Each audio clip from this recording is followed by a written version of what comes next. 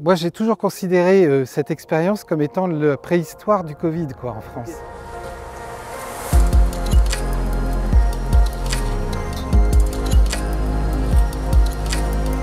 Il y a 5 ans, plus exactement le 31 janvier 2020, Carry-le-Rouet, commune de 5000 habitants l'hiver, s'apprêtait à devenir le centre de la France pendant 3 semaines. Sans le savoir, la cité de la Côte Bleue allait accueillir dans un centre de vacances 200 Français rapatriés de Wuhan après la mise en quarantaine de la ville chinoise face à la propagation du Covid. Dans la ville, cette décision a pris de court tout le monde, dont l'ancien maire Jean Montagnac.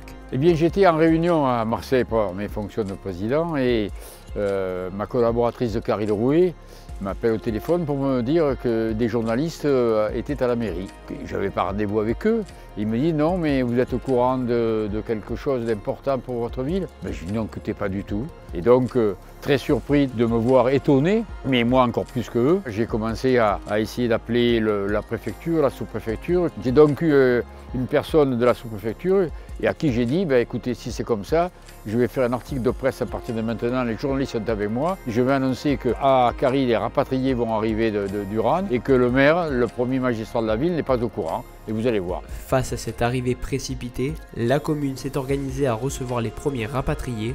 En première ligne de cette expérience inédite, la Croix-Rouge, sollicitée par le ministère de la Santé, s'est occupée de la préparation du centre et de la vie de ses futurs habitants.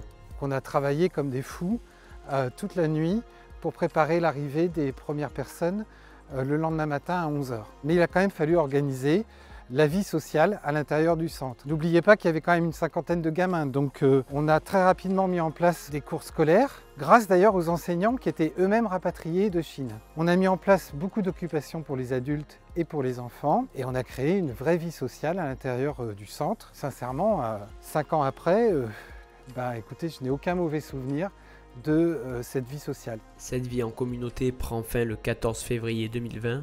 Pendant cette quarantaine, aucun cas de Covid n'a été détecté. Si lors de cette expérience, le climat autour du centre a été tendu avant de s'apaiser, les Carriens ne se doutaient peut-être pas qu'ils vivraient à leur tour et comme le reste de la France, quasiment la même situation à peine un mois plus tard avec l'annonce du confinement.